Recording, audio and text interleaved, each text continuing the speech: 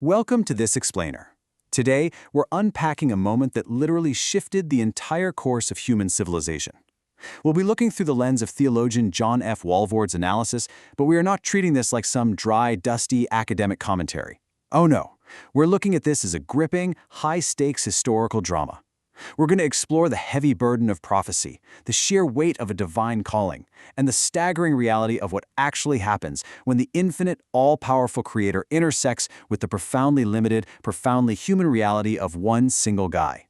It's a collision of epic proportions, and it sets the stage for one of the greatest deliverance stories ever recorded. So, I want you to imagine this for a second.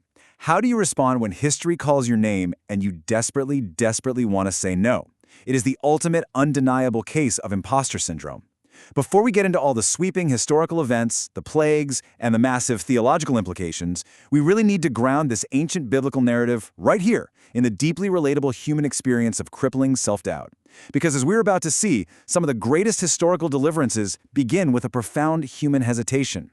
Moses wasn't some fearless superhero, you know? He was just a guy trying to avoid the spotlight.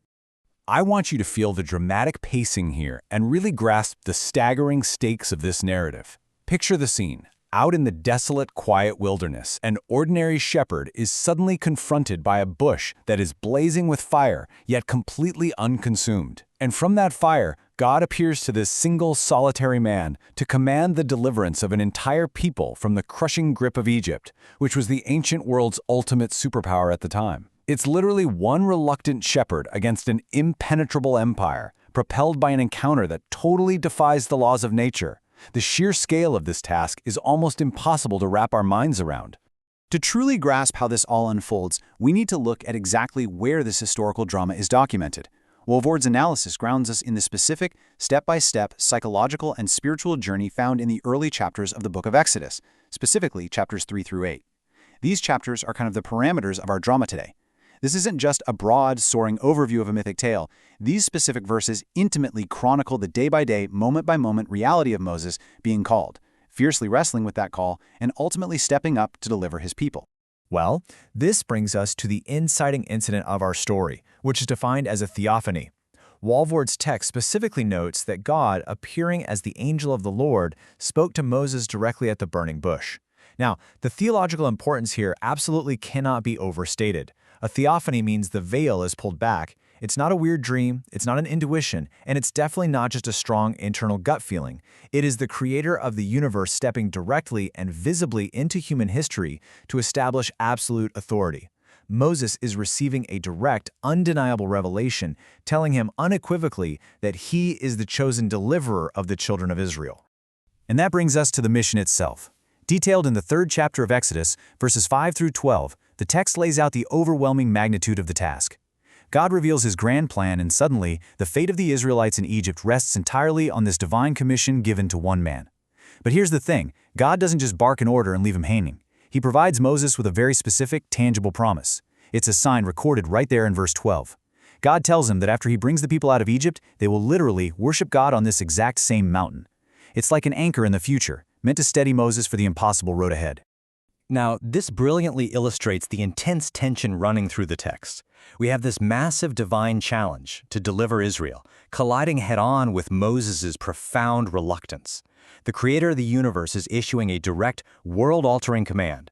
But if you look across the entirety of the 4th chapter of Exodus, we see Moses throwing up literally every excuse in the book.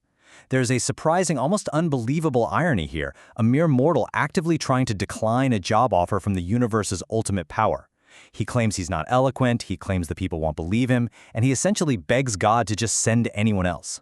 Walvoord perfectly captures this dynamic with a simple, understated phrase: Moses was reluctant to accept this challenge. Really think about the gravity of those words. Moses wasn't eager, he wasn't bravely stepping up to the plate, ready to be the big hero. He was actively backing away. This hesitation, this deep internal struggle, is really the emotional core of our explainer today. It reminds us that prophetic significance doesn't somehow erase human weakness or fear.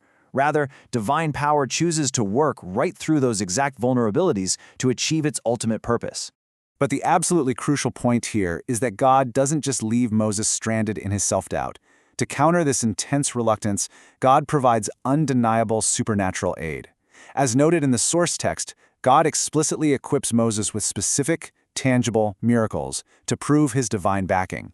He tells Moses to throw his shepherd's staff on the ground, and boom, it instantly transforms into a living, breathing serpent. Then God commands him to put his hand inside his cloak, and it emerges white with leprosy, only to be instantly restored. So the divine call comes with a rock-solid guarantee of divine power. Moses isn't being asked to overthrow Egypt with just a wooden stick and his own charisma. He is backed by guaranteed miraculous intervention that literally commands the elements of nature. Now, what's really interesting about this next phase is that these divine promises don't mean the journey suddenly gets easy. Actually, scratch that, it immediately gets much, much harder. We transition into Exodus chapter 5, which Walvoord describes as the grueling contest with Pharaoh. This is an intense, incredibly high-stakes clash of wills. Moses has stepped into the political arena with the most powerful ruler on earth, armed with this divine commission, and he is immediately met with brutal, unyielding resistance. Pharaoh scoffs at him, he increases the manual labor of the Israelites, and Moses is left looking like an absolute failure right out of the gate. Following that terrifying and seemingly disastrous ordeal with Pharaoh, Moses is pushed to his absolute breaking point, crying out to God in despair. But it's exactly then, in Exodus chapter 6, that Moses receives a crucial divine confirmation. And I cannot overstate the theological importance of these promises. God steps in and reveals his covenant name, Yahweh, reaffirming his eternal character and his unbreakable promises to the patriarchs. This isn't just a quick pep talk. It is God staking his very identity on the deliverance of Israel. It's a powerful reminder that in this historical drama, the most profound theological reassurances often arrive right in the moments of our deepest human crises. This brings us to the absolute precision of the prophetic narrative when we lay it out across a timeline. We see the initial encounter and the sign promised at the burning bush immediately tested by that grueling contest with Pharaoh. But then, we see the massive historical confirmation of these prophetic promises, the actual Exodus itself, where hundreds of thousands of Israelites march right out of Egypt. And Walvoord points out that the very specific sign promised back at the burning bush, that they would worship at that mountain and later be provided water from the rock at Horeb, is ultimately and perfectly fulfilled later in their journey. The breathtaking exactness here is the whole point. Every single divine promise was historically and prophetically fulfilled exactly as guaranteed. Which brings us to a crucial question I want to leave you with today. We've seen the historical proof. We know the promises were kept, and the theology of a covenant-keeping God was proven entirely true. But if subsequent history so thoroughly confirmed these monumental divine promises, what does Moses' initial crippling doubt tell us about the true nature of faith and leadership? It seems to suggest that the most monumental achievements in history don't require the absence of fear or the total eradication of self-doubt. Instead, they just require the willingness to take that first terrifying step forward, even when you desperately want to say no. Thanks so much for joining me on this explainer, and I'll leave you to think on that.